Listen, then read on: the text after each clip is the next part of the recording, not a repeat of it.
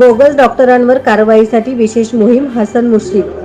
बनावट पदवी प्रमाणपत्र प्राप्त करून वैद्यकीय व्यवसाय करणाऱ्या डॉक्टरांना शोधण्यात येईल. अशा बोगस डॉक्टरांवर कारवाई करण्यासाठी विशेष मोहीम राबवण्यात येईल, अशी माहिती वैद्यकीय शिक्षण मंत्री हसन मुश्रीफ यांनी आज विधानसभेत प्रश्नोत्तराच्या तासात दिली. याबाबत सदस्य बाळासाहेब थोरात यांनी प्रश्न उपस्थित केला होता. या प्रश्नाच्या चर्चेत सदस्य अजय चौधरी, प्रताप सरनाईक, योगेश सागर, प्राध्यापक वर्षा गायकवाड, राजेश टोपे, रवींद्र वायकर, अमित देशमुख यांनी भाग घेतला.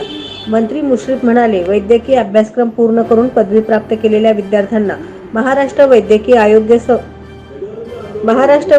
आयोग संस्थेत नोंदणी करणे बंधनकारक आहे. राज्यात वैद्यकीय व्यवसाय करण्यासाठी ही नोंदणी आवश्यक आहे. परदेशातून वैद्यकीय प्रमाणपत्र प्राप्त केलेल्या विद्यार्थ्यांना भारतीय वैदिक विज्ञान परिषद व महाराष्ट्र वैद्यकीय आयोग या दोन्ही संस्थांमध्ये नोंदणी करणे आवश्यक आहे.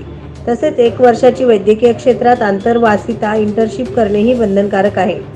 परदेशात बनावट पदवी प्रमाणपत्र घेतलेले 123 विद्यार्थी 2022-23 मध्ये केंद्रीय अन्वेषण विभागाच्या CBI माध्यमातून देशात शोधण्यात आले.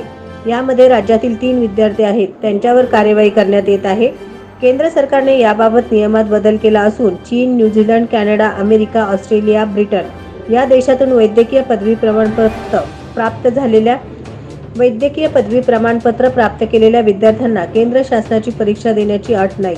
मात्र अन्य राष्ट्रातून पदवी प्रमाणपत्र प्राप्त केलेल्या विद्यार्थ्यांना परीक्षा देणे आवश्यक आहे.